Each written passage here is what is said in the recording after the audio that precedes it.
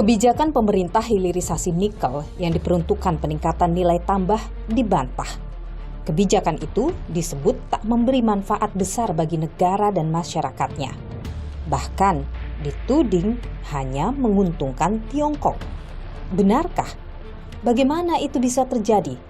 Saya, Niluh Puspa, mencari jawabnya.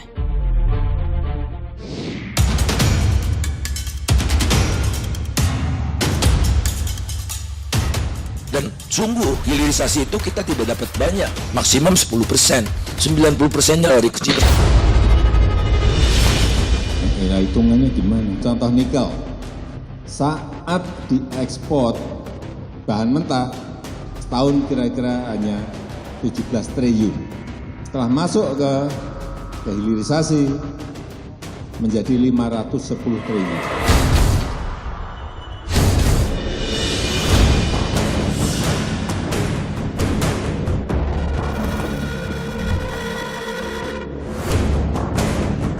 Orang saja yang berkomentar tidak melihat datanya dengan cermat.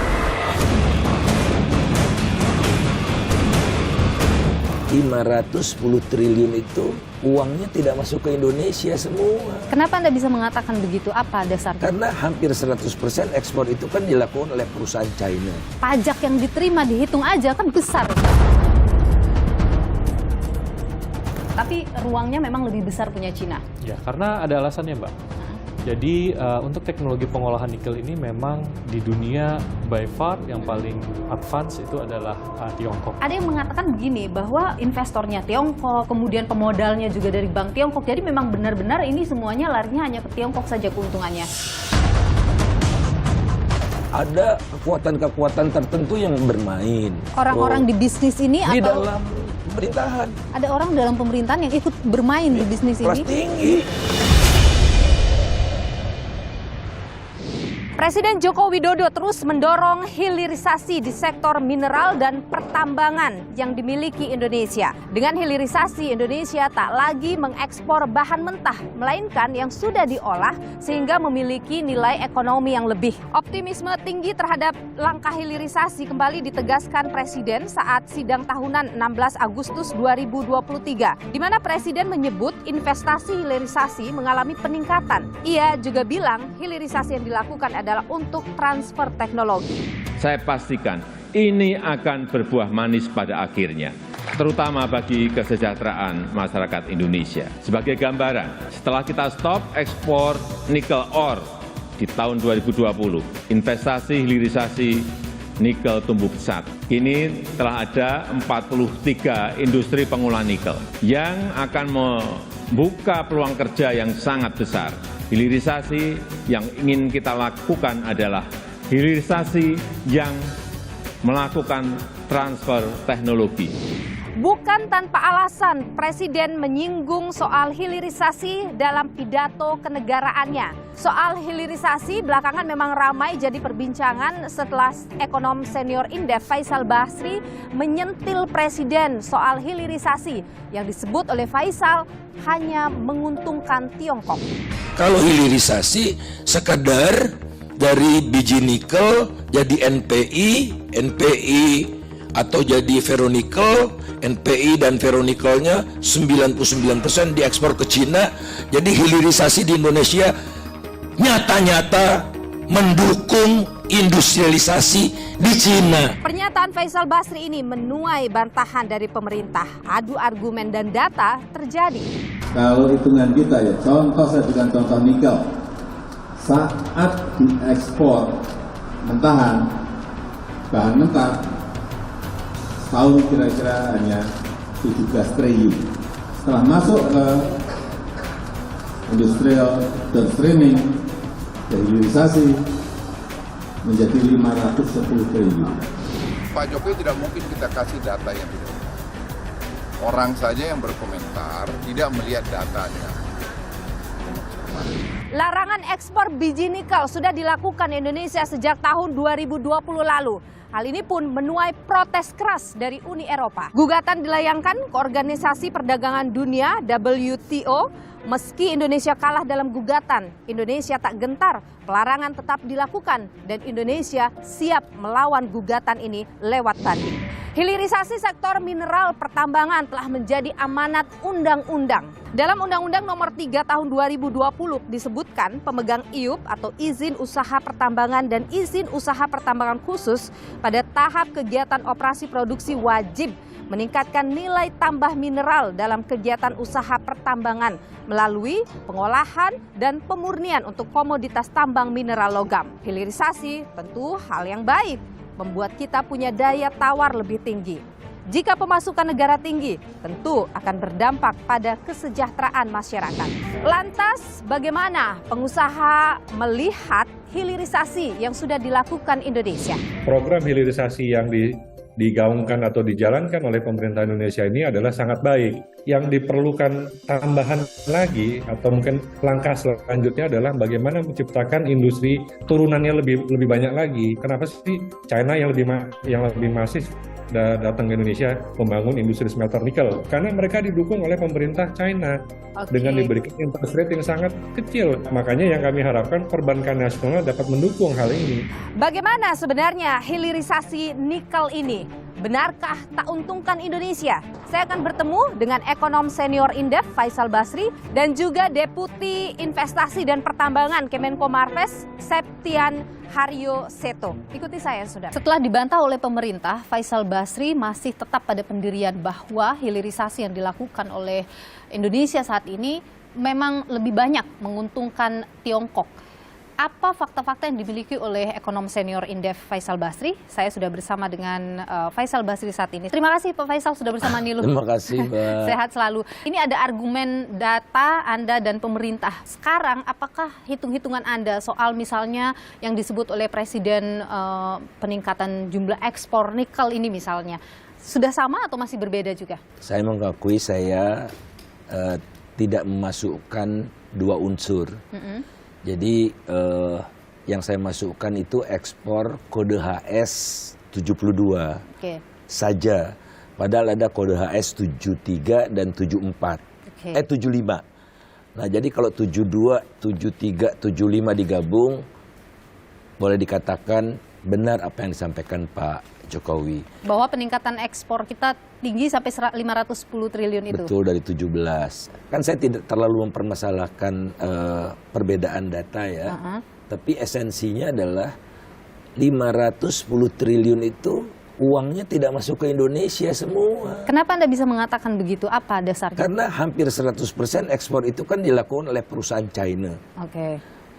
Perusahaan China kita undang ke sini dengan jaminan keuntungan mereka bisa mereka bawa pulang. 510 triliun pajak yang diterima dihitung aja kan besar begitu bahasa dari Presiden. 10% aja.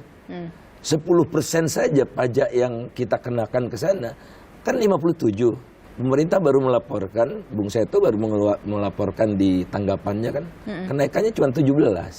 Jadi ilmu ekonomi itu menghitungnya opportunity cost, bukan naik dari 1 ke 17, tapi seharusnya kita dapatnya 50 atau 100. Kok dapatnya 17? Ingat pula Mbak, itu peningkatan luar biasa itu karena mengeruk sebelum Pak Jokowi berkuasa, nikel yang dikeruk itu cuma 160.000 ton.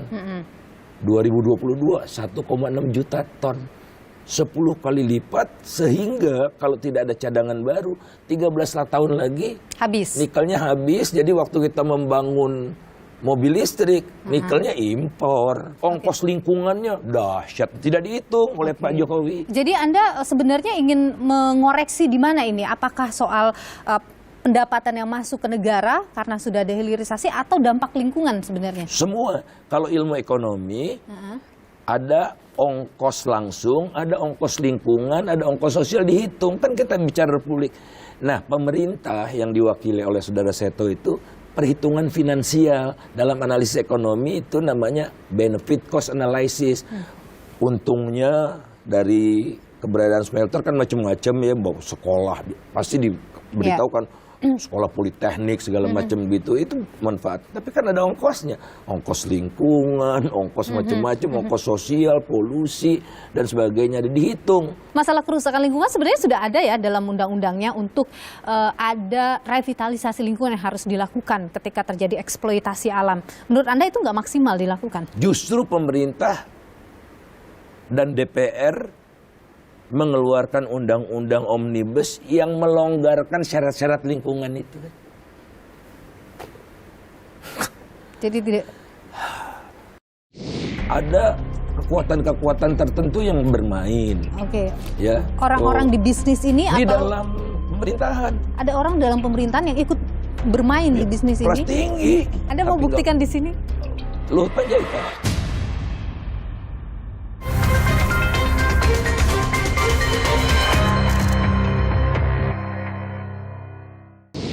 Ada yang menyampaikan ke saya, Pak, terus negara dapat apa? Itu yang dapatkan perusahaan untungnya.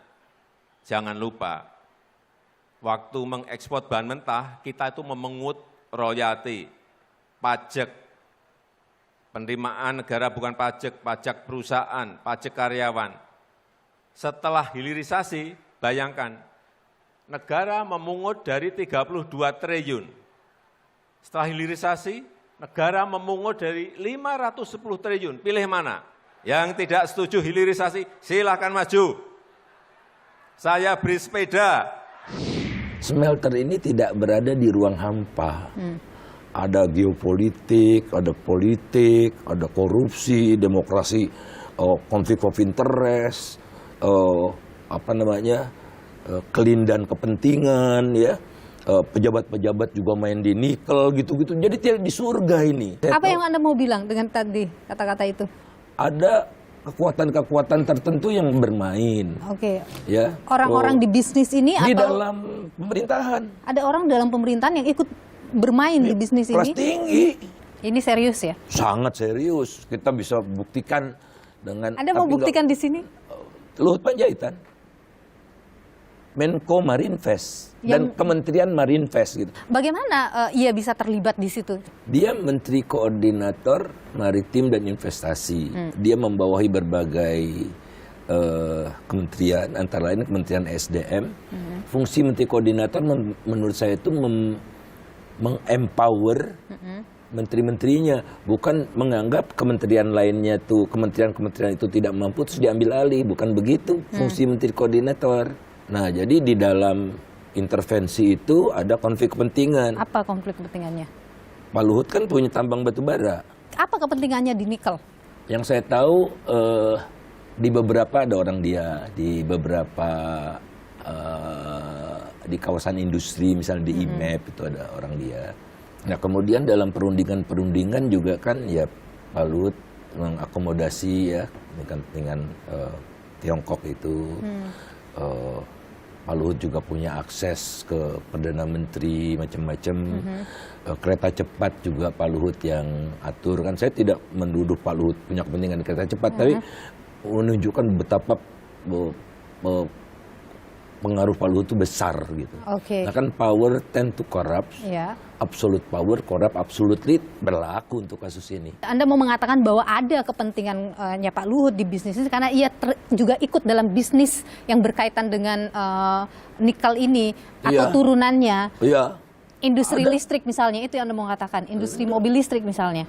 Bukan, dia sudah punya pabrik motor, sepeda motor listrik yang meminta subsidi kepada dirinya sendiri, pemerintah sendiri. Anda siap mempertanggungjawabkan itu ya? Oke.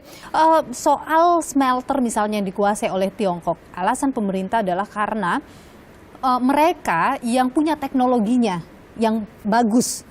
Di luar daripada itu kan membangun smelter tidak murah harganya. Tetap butuh investor asing. Bagaimana menurut Anda? Tidak masalah, saya tidak mau mempermasalahkan investor asing. Nah, saya sepakat bahwa teknologi paling canggih smelter itu sejauh ini ya China sepakat. Kan kita bukan anti China, tapi taat pada aturan. Masa membuat nickel pig iron sama ferronikel aja dapat tax holiday 20 tahun yang benar aja. Yang 20 tahun itu hanya ada 2 Dua tapi yang besar-besar. Jadi Yang ada lainnya 20 7 sampai 15 tahun. Iya, dua yang paling besar. Tolonglah jangan jangan seolah-olah nih kita ini semua gitu ya. Jadi jangan asal jawab menurut saya itu. Sebenarnya kan pemerintah, Pak Presiden sempat menyebut berkali-kali bahkan di pidato kenegaraan soal hilirisasi untuk transfer teknologi. Anda sendiri bagaimana melihat itu? Setuju sekali. Tapi tolong Pak Jokowi, tolong deh lebih banyak dibicarakan industrialisasi. Kalau industrialisasi itu sumber daya alam kita diolah, tapi tidak dijual hampir semua ke China, tapi digunakan di dalam negeri sehingga bisa dipakai oleh industri panci di dalam negeri. Tapi itu kan ada juga kan? Ada sedikit gitu. 80-90% bahan baku panci itu masih diimpor. Apa misalnya yang masih diimpor? Bahan baku stainless steel yang diproduksi di smelter itu. Tapi itu sebagian besar diekspor ke China. Jadi hilirisasi di kita sangat mendukung industrialisasi di China. Oke. Jadi kalau Anda maunya justru dipakai untuk kepentingan dalam negeri lebih besar dulu, begitu? ya nilai tambahnya dalam negeri gitu kan. Sekarang ini kan kata pemerintah ingin sebenarnya membangun ekosistem. Memang tidak bisa sekarang gitu, itu akan butuh waktu ke depannya membangun ini. Bagaimana menurut Anda? Oleh karena itu direncanakan baik-baik, ada di dalam RPJM, ada di dalam pembangunan jangka panjang kita gitu kan. Jangan seperti sekarang, sudah dibangun smelter, kita menyuruh menggunakan tenaga kerja di dalam negeri, perusahaan China-nya tidak menemukan itu, sangat sedikit kan, itu kata pemerintah kan. Dan sekarang lagi dalam proses untuk ke arah sana, kata pemerintah. Sudah terjadi baru Terlambat. dilakukan. Artinya kan menurut saya ini ya perencanaannya yang buruk dan tidak ada lintas sektoral, Kemenakernya tidak diundang. Kalau kita bicara soal smelter yang dibangun di Sulawesi Tenggara misalnya, Maluku Utara misalnya, kalau kan dianggap sudah memberikan dampak bagi daerah itu. Angka pertumbuhan ekonomi mereka bagus. Bagaimana Anda melihat itu? Pertumbuhan ekonomi itu namanya PDRB kalau di daerah, produk domestik regional bruto. Betul, ya. Pasti meroket. Tapi apa PDRB itu? Barang dan jasa yang dihasilkan di daerah tertentu, baik oleh asing maupun oleh Indonesia. Yang kita berhak klaim yang dihasilkan oleh Indonesia. Nah, kalau mau namanya produk domestik neto. Jadi asing-asingnya dikeluarkan. Message saya kan sederhana ya. Tolong Pak Jokowi jangan bicara yang diawang-awang begitu ya. Artinya realitasnya tidak seperti itu. Seolah-olah kita untung untuk mengatakan kebijakan dia bagus. Lebih baik kan, oke kita hitung benar-benar, kemudian yang tidak benar kita koreksi. Sudah ada yang dikoreksi juga untuk membawa Indonesia ke industrial ke emas, Indonesia emas itu. Dan percayalah Indonesia emas itu akan lebih cepat terjadi, akan lebih pasti terjadi kalau yang dikedepankan adalah industrialisasi bukan hilirisasi. Oke, baik. Faisal Basri, ekonom senior Indef. Terima kasih sudah berbagi pandangan di Niluh. Sehat selalu Pak Faisal. Terima kasih. Terkait dengan tudingan ekonom senior Indef Faisal Basri soal ada keterlibatan dan konflik kepentingan Menko Marves Luhut Binsar Panjaitan dalam senior Indef Faisal Basri yang menyebut bahwa yang diuntungkan hanya China. Bagaimana sebenarnya hitung-hitungannya? Kita perbincangkan hal ini bersama dengan saya sudah hadir Deputi Investasi dan Pertambangan Kemenko Marves, Septian Haryoseto. Mas Seto, terima kasih sudah bersama Niluh, sehat selalu. Ya, jadi Mas Seto, sama-sama. kalau kita bicara soal smelter kita di nikel, itu ada berapa sih sebenarnya di Indonesia? Ya, kemarin yang disampaikan Bapak Presiden kan ada 43 ya yang sudah beroperasi ya. Memang kalau nggak salah memang baru-baru ini ada satu lagi ya untuk yang bahan baku baterai ya. Oke. di Weda Bay. Jadi mungkin sekarang jumlahnya sekitar 44. Sekitar 44. Itu investor dari mana saja? Kalau yang di Weda Bay yang baru-baru ini memang itu dari Tiongkok. Oke. Tapi kemarin terakhir waktu saya ke sana ya minggu lalu, saya juga lihat dari India juga sudah ada Jindal ya. Lalu dari Taiwan juga sudah ada di sana. Lalu yang sedang konstruksi juga ada dari Prancis, dari Jerman. Ford kan ya, Ford Motor Company dari Amerika Serikat kan juga investasi bareng Vale dan Huayu ya di Pomala. Itu juga untuk smelter untuk yang bahan baku baterai ya. Jadi ya nggak cuma Cina doang. Oke, tapi ruangnya memang lebih besar punya Cina. Ya, karena ada alasannya, Mbak.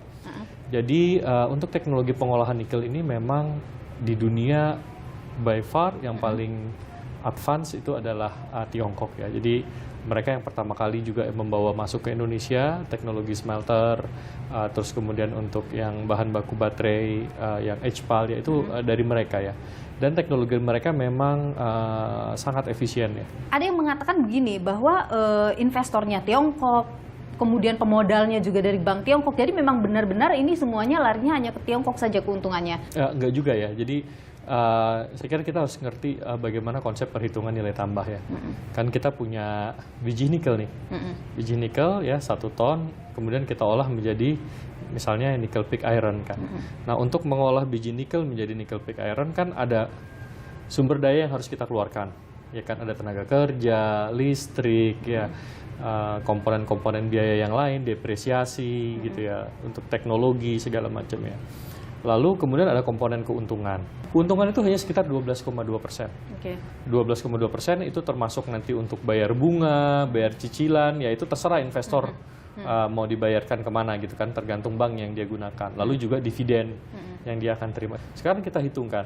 Berarti dari 60 kurang 12 itu kan ada 48%. 48% ini ya sebagian besar itu dinikmati oleh Indonesia. Ada tenaga kerja, listrik kan itu dari batu baranya juga dari Indonesia gitu ya, biaya-biaya lain, makanan apa segala macam itu kan semuanya dari Indonesia, itu kita hitung semua. Oke. 48% itu berarti kalau kita bilang lebih banyak Indonesia yang menilai, kira-kira berapa rinciannya? Sekitar 53. Jadi 53% dari 48% itu adalah dinikmati oleh Indonesia. Di smelter-smelter ini menyerap tenaga kerja lokal lebih banyak? Jauh lebih banyak. Jadi kalau kita lihat mungkin di Weda Bay, di Morowali ya, itu jumlah tenaga kerja lokalnya sekarang mungkin hampir sekitar 97 ribu. Ya, jumlah tenaga kerja asingnya itu sekitar 11 ribuan. 11 ribu itu juga karena ada beberapa proyek-proyek yang sedang konstruksi di sana gitu. Terus ada masalah gaji juga yang dianggap ada ketimpangan gaji yang luar biasa begitu di situ, bagaimana? Ya, menurut saya sih sama ya, kan yang dibawa di tenaga kerja asingnya kan tentu saja ya orang-orang yang memang punya teknis, kemampuannya ini ya, mungkin di level-level asalnya memang lebih tinggi. Ada juga yang mengatakan bahwa para pekerja Tiongkok ini itu juga kadang menggunakan hanya visa kunjungan saja, sehingga mereka nggak bayar PPh gitu.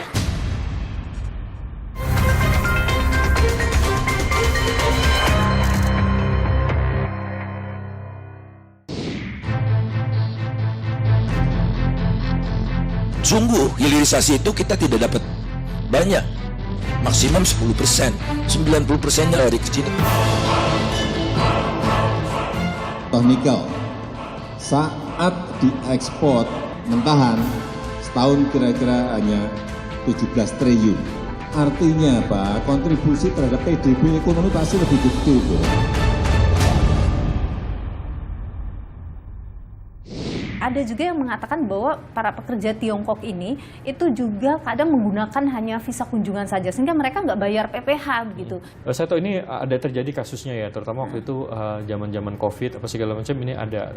Kita sama Kemnaker udah berapa bulan terakhirnya kita udah kerjain ini untuk ditertibkan ya. Tapi ada memang ya? Ada, ini ada. Presiden Jokowi kan berkali-kali menyebut bahwa hilirisasi ini ketika dikerjakan asing kan kita ada proses transfer teknologi di situ ya. Transfer teknologi itu akan butuh berapa lama sih Mas sebenarnya? Kalau untuk nickel pig iron ya, saya kira sih nggak terlalu lama ya, karena ini teknologi udah cukup major ya.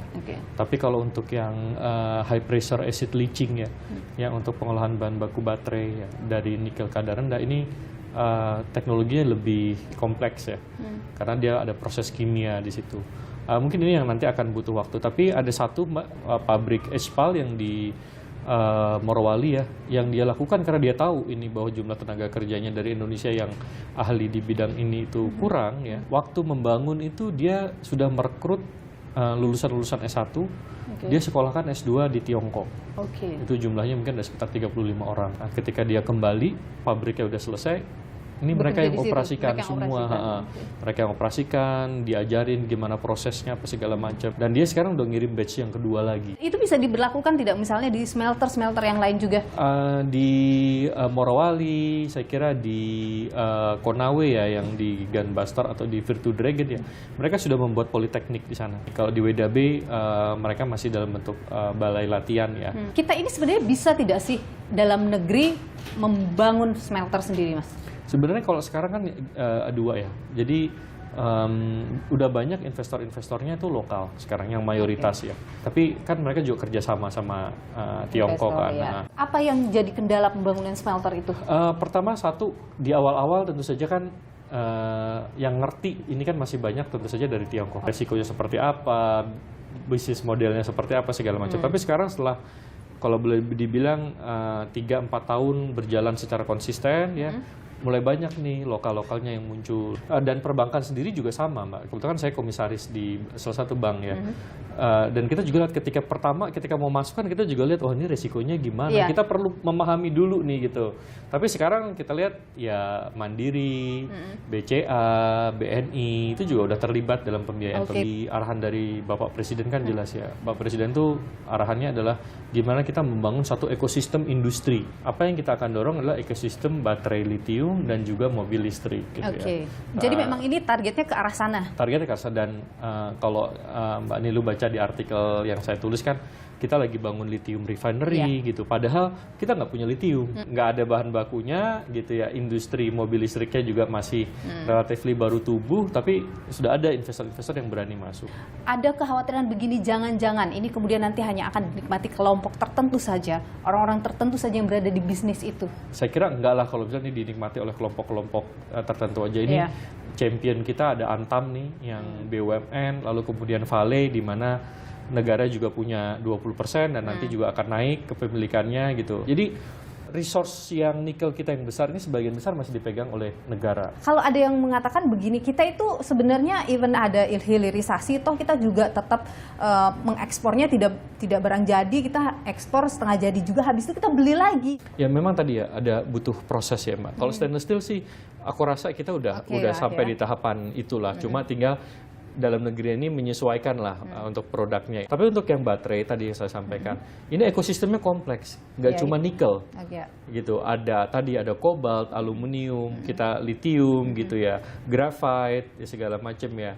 Itu yang memang kita nggak punya, gitu, nggak punya jumlah dalam jumlah. Jadi ya yuk kita perlahan kita tarik investornya, walaupun bahan bakunya dari luar negeri, gitu ya. Kita harus bujuk mereka untuk masuk. Tapi tadi, menurut saya kalau kita mau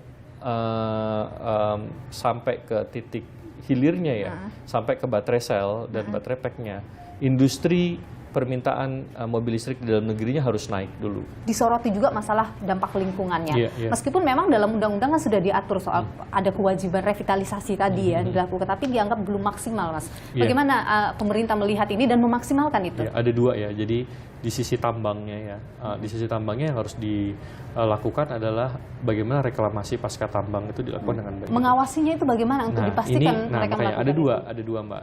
Kan makanya sekarang cukup gencar ya pemerintah itu menekan yang illegal mining ya. Karena ini adalah salah satu sumber kerusakan lingkungan. Yang kedua, memang di daerah-daerah itu kan mereka ada inspektur tambang ya, yang akan mengecek hal-hal seperti ini. Lalu juga ada program sertifikasi proper segala macam. Memang sudah berjalan, masih banyak yang memang perlu kita tingkatkan karena kalau Mbak Nilu tahu tambang-tambang ini kan banyak yang di lokasinya juga cukup terpencil gitu. Tapi kami di pemerintah sedang membangun sistem, Mbak ya.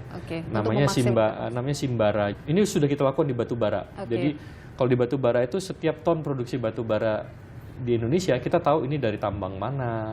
Apakah tambangnya ini clean and clear ya, apakah tambang ini tambang ilegal atau bukan gitu ya. Tentunya yang ilegal nggak bisa masuk gitu. Nah, kemudian batu bara ini kan akan mengalir nih Dari dia diproduksi, Iya. dikirim tongkang, masuk ke kapal, segala macamnya. Nah, kalau dia belum bayar royalti, jangan harap dia kapalnya nanti bisa meninggalkan Itu mau pelabuhan diterapkan di juga Indonesia. nanti? Kita akan terapkan Di di nikel. nikel. Hilirisasi ini kan sebenarnya bagus ya Mas, termasuk juga meningkatkan perekonomian wilayah setempat. Tapi ada juga yang menarik, karena angka kemiskinan di wilayah-wilayah tadi itu juga naik. Jadi ini cukup paradoks sebenarnya. Saya lihat datanya ya, jadi memang rata-rata itu naik ketika mulai 2020-2021 ya. Itu kan karena COVID kita tahu ya semuanya. Tapi kalau Mbak lihat dari 2021 ke 2022 trennya itu menurun semua. Di Sulawesi Tenggara, Sulawesi Tengah, Maluku Utara gitu ya. Dan even angka 2002 ini kalau kita bandingkan dengan sebelum COVID ya 2019 itu rata-rata juga banyak yang udah turun ya. Jadi karena COVID saja. Ya itu perkiraan kami. Oke, Ya. baik. Pak Septian Haryo Seto, Deputi Investasi dan Pertambangan, Kementerian Koordinator Maritim dan Investasi. Terima kasih sudah berbagi informasi dan pandangan terima di Nilu. kasih. Sehat selalu, Mas Seto. Terima kasih, Mbak Nilu. Hal lain yang juga saya dengar dipermasalahkan adalah soal keselamatan kerja ya Pak, keselamatan para pekerja di sana. Apa yang terjadi sebenarnya?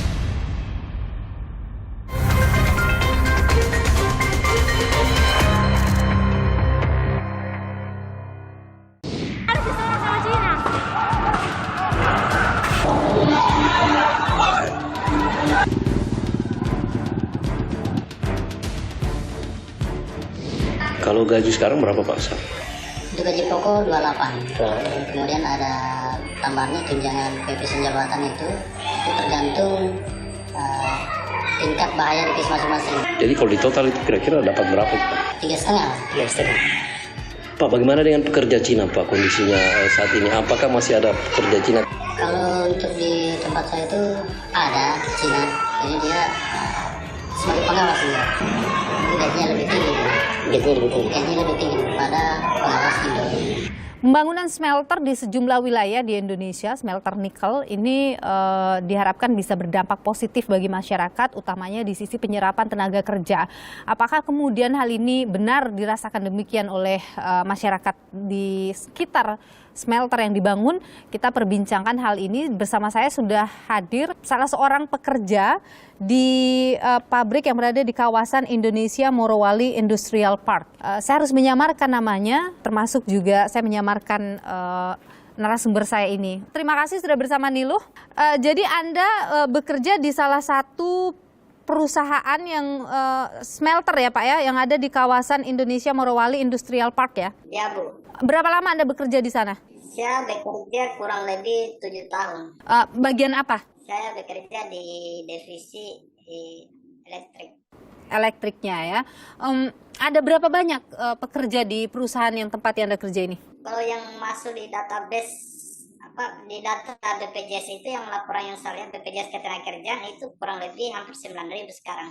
Dan itu memang pekerja lokal 9.000 orang itu? Iya lokal. Tapi apakah ada juga pekerja asing? Kalau pekerja asing masih ada Bu, kurang lebih lah 10%. Tempat Anda bekerja ini perusahaan lokal dalam negeri atau perusahaan asing? Perusahaan asing Bu. Perusahaan asing dari mana? China.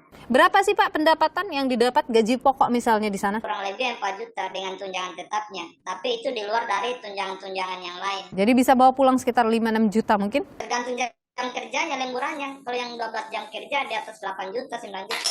Kalau di tempat Anda itu rata-rata TKA ini menempati posisi apa sih? Ada yang menduduki jabatan manajer untuk khusus di departemen. Supervisor, foreman, pengawas. Yang level ke bawah masih ada juga. Level ke bawah misalnya di posisi apa? Di bawah pengawas, di bawahnya pengawas semacam kayak kami, karyawan biasa. Dan itu jumlahnya banyak? Lumayan juga. Kerja lokal itu juga menempati posisi-posisi penting di sana? Ada yang menduduki jabatan-jabatan yang tertentu yang seperti itu, cuma yang jadi kendala mereka ini semacam diperalat juga. Diperalat seperti apa? Ketika ada permasalahan di lapangan, mereka tidak bisa mengambil keputusan. Apa yang contoh nyata yang pernah Anda mungkin lihat atau Anda alami? Ada sanksi di lapangan ketika diputuskan oleh pengawas. Kadang dari pihak Tiongkok juga mereka tidak terima. Makanya saya bilang mereka ini yang yang dikasih jabatan tapi tidak bisa mengambil keputusan gitu.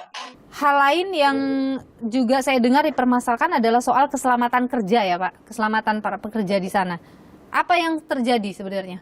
Sebenarnya kalau bicara masalah K3 khususnya di kawasan ini itu kurang maksimal. Kenapa saya bilang kurang maksimal? Karena yang menduduki jabatan-jabatan K3 ini masih ada keterlibatan TKA. Kenapa tidak maksimal? Karena ada mereka. Apa yang terjadi? Sepengetahuan kami ini mereka secara regulasi memang tidak dibolehkan untuk mereka. Yang kedua, mereka ini tidak punya lisensi K3.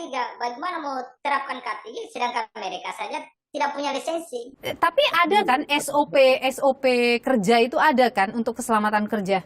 Meskipun ada juga, kalau memang orang Cina tidak ya kan tidak percuma juga sebenarnya. Sebenarnya kan diharapkan ketika ada tenaga kerja asing masuk, ada transfer ilmu untuk teman-teman di situ gitu. Itu terjadi tidak? Kalau transfer ilmu ya kurang maksimal juga. Dari segi bahasa kami masih setengah mati komunikasinya. Yang kedua, dari alat-alat yang di pabrik ini kebanyakan dari Cina setengah mati. Tulisan-tulisan Cina setengah mati kami. Latihan bahasa atau diajarkan bahasa misalnya seperti itu? Kalau bahasa ada juga yang ikut. Tapi kalau saya, kenapa saya tidak ikut? Karena di agenda diadakan di waktu istirahatnya teman-teman. Apa yang ingin Anda sampaikan terkait dengan mungkin ada pesan dari teman-teman di sana yang ingin disampaikan pada pemerintah misalnya? Saya harap mereka ketika teman-teman buruh yang selama ini menyuarakan hak undang-undang cipta kerja, mereka untuk mencabut aturan tersebut karena banyak hak-hak buruh yang dirugikan. Misalnya? Untuk khusus di Morowali saja Bu yang berdampak. Dulu kan ada UMSK upah minimum sektoral pertambangan. Dengan adanya undang-undang cipta kerja ini, aturan UMSK tersebut dihapus. Makanya kami kembali ke UMK. Sedangkan UMK yang sekarang khususnya di Morowali itu di bawah UMSK yang sebelumnya. Makanya kami tidak ikuti itu. Baik, Pak Alex, ini adalah nama samaran yang Anda pilih sendiri begitu. Terima kasih sudah berbagi informasi di Nilu, Pak Alex. Sehat selalu.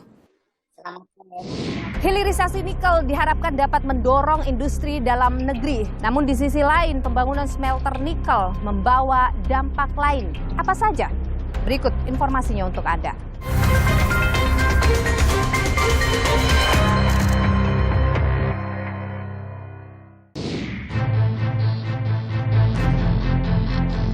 Sungguh hilirisasi itu kita tidak dapat banyak. Maksimum 10%, 90%-nya lari ke Cina. Nikel saat diekspor mentahan setahun kira-kira hanya 17 triliun. Artinya apa? Kontribusi terhadap PDB ekonomi pasti lebih gede. Bro.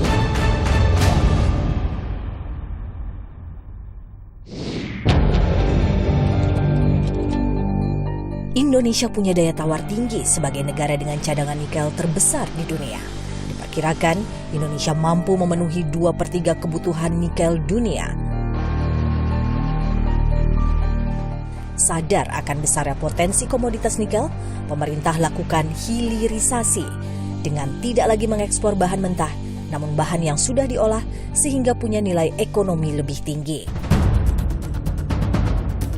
Imbasnya, pembangunan smelter atau pabrik pemurnian dan pengolahan nikel digenjot. Indonesia pun menggandeng Tiongkok yang disebut memiliki teknologi pengolahan biji nikel paling mutakhir di dunia. Kementerian Energi dan Sumber Daya Mineral mencatat ada sekitar 30 smelter nikel di Indonesia baik yang operasional atau sedang dibangun. Smelter nikel ini tersebar di Pulau Jawa, Sulawesi, dan Maluku.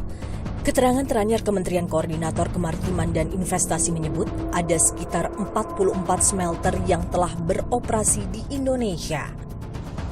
Namun, di balik menjamurnya smelter nikel di tanah air, ada ancaman konflik sosial dan kelestarian lingkungan hidup.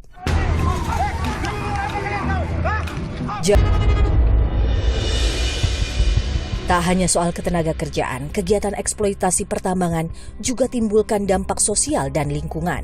Pertambangan nikel di Pulau Obi, Maluku Utara yang beroperasi sejak 2010 misalnya, diduga telah mengambil lahan warga. Tak hanya itu, tanaman perkebunan pun lenyap. Sumber air tercemar, udara penuh debu dan polusi, air laut keruh, bahkan ikan-ikan tercemar logam berat. Bahkan laporan Organisasi Lingkungan Hidup Walhi menyebut pertambangan nikel di Luwu Timur telah menggerus kawasan hutan lindung selama beberapa tahun terakhir. Tak hanya itu, Komisi Pemberantasan Korupsi mengendus ada 5,3 juta ton biji nikel diekspor ke Tiongkok secara ilegal sepanjang Januari 2020 hingga Juni 2022. Kerugian negara diperkirakan mencapai 575 miliar rupiah akibat praktek ilegal ini. KPK belum mengungkap perusahaan Tiongkok apa yang menjadi pelakunya. Kalau masih ada yang melakukan gerakan tambahan di luar daripada apa yang menjadi aturan, saya minta kepada aparat hukum, ya proses saja. Ambisi pemerintah mengembangkan hilirisasi mineral dan bahan tambang patut diapresiasi.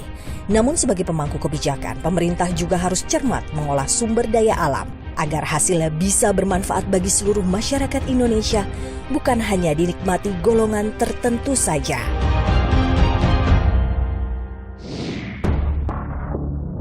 Undang-Undang Dasar telah mengamanatkan segala kekayaan alam dimanfaatkan sebesar-besarnya untuk kemakmuran rakyat Indonesia.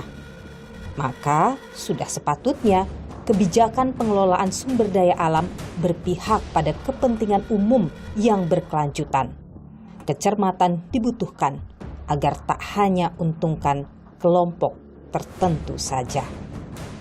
Ikuti terus perkembangan informasi pemilu 2024 hanya di Kompas TV, independen, terpercaya.